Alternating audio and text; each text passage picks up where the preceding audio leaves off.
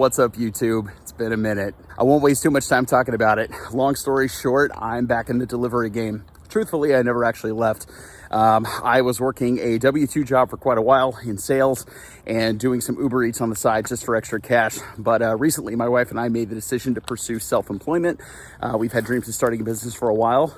We decided to finally go ahead and make it happen. So while that business is ramping up, we're still relying very heavily on income from delivery. Of course, the landscape has changed. There's not as many big orders as there used to be, and there's a lot more small, tiny orders with no tips or very low tips. Multi-apping is crucial to making money these days, so you'll see me doing both Uber Eats and DoorDash from now on. I'm actually just out here finishing up a run, which is why I'm pouring sweat and breathing heavy.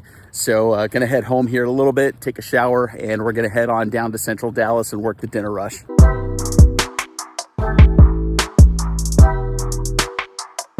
All right, guys, here we go. Parked outside of Bluefish on Greenville Avenue. This is one of my regular spots.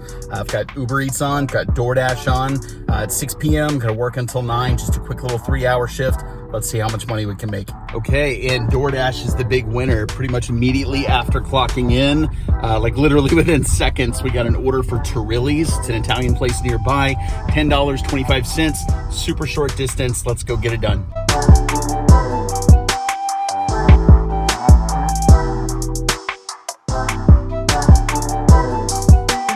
It's really weird. They always have you go in the back door, which I always thought is kind of strange. All right, so we just picked up that order in Turilli's.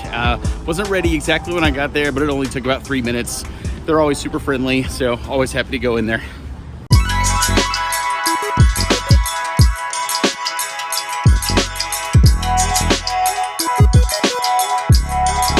Guys, that is exactly what we want. That whole order took us less than 13 minutes to complete, $10.25, and it was less than 1 mile to drive it. We are right back in Bluefish's parking lot, which is basically right across the street from the drop-off point.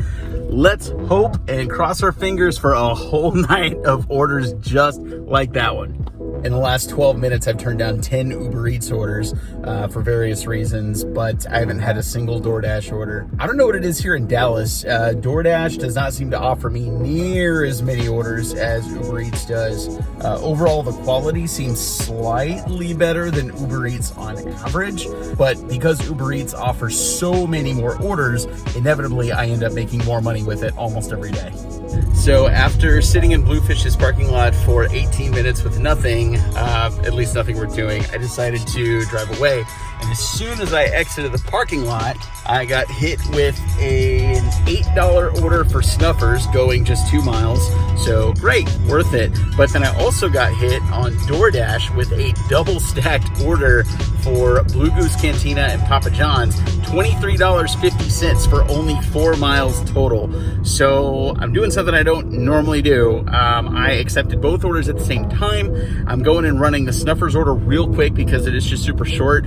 And Blue Goose, oftentimes you have to wait there anyway for the order. So I'm sort of banking on the fact that the order's not gonna be ready for a few minutes. So I'm headed to drop off this Snuffers order real quick, then doubling back to the other 2 restaurants to get those.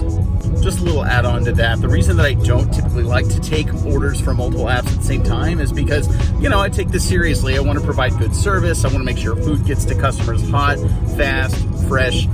So I don't want to keep them waiting a long time. I want to make sure I do a great job, especially if they're paying for this and tipping for it. So that's why I don't typically like to do it. But if it is super quick and the payouts are high enough, I'll occasionally double up orders on multiple apps at once. Those people had a note on the order that said, please do not ring doorbell, all in caps. For leave at door orders, I never ring the doorbell anyway. Unless it specifically says knock or ring doorbell, I don't do either one. You never know if someone's got kids or babies sleeping, you know, if their pets go crazy whenever somebody knocks or rings the doorbell. So in my opinion, it's best to just, you know, send them a quick message with a picture that says, hey, just dropped off your order at your door. Thanks, have a good night. Boom, they get the notification. You don't have to worry about disturbing a piece at their house.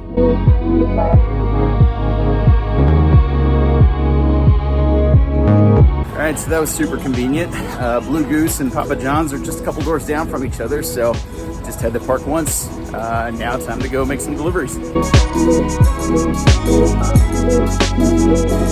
All right, Papa John's is dropped off. Now I'm on my way to drop off the Blue Goose Cantina order.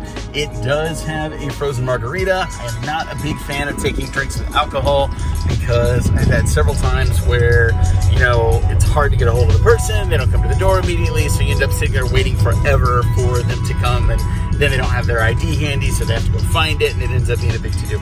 But luckily, I've never had anybody like completely not have an ID and I've had to like take the order back to the restaurant. I've never had that happen, thankfully.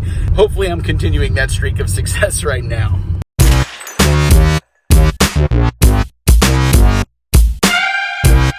Well, that Blue Goose Cantina drop-off sucked. The customers' apartments have a gate, but no call box. And she apparently is not the person who has the gate set up to her phone to let people in.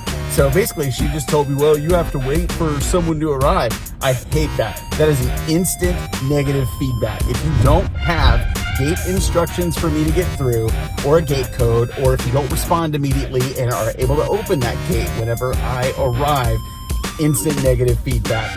Like, the number one thing you can do as a customer is give your delivery driver the tools they need to get your stuff to you. Like, it's not that hard. I mean, it's all good though. The good news is it is 7:27 p.m. Basically about an hour and a half into our 3-hour shift, about halfway through. And between the two apps, we've made just shy of $50. So not a bad start to the night at all. Hopefully the back half of the shift goes just as well as the front half.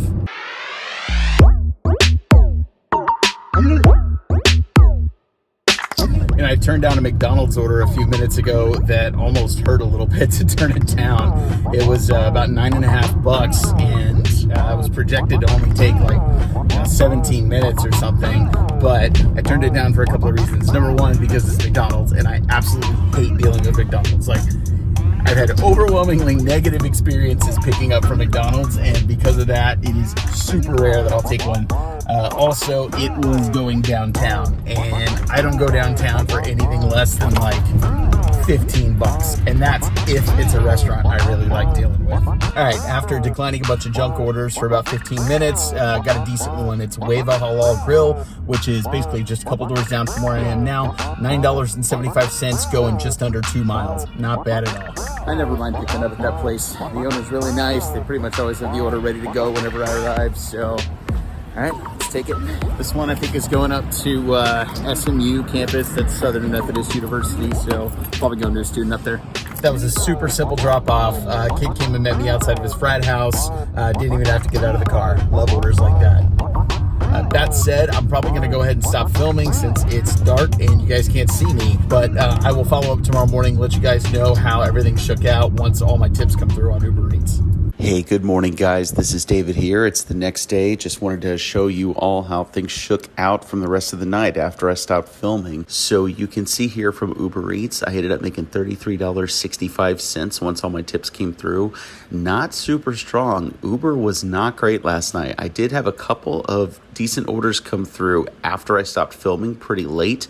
I actually ended up working until about 9:30, so a little later than I planned, and I'm glad I did because I ended up taking about another $17 worth of orders during that time. As for DoorDash, you can say it's really where my money came from last night.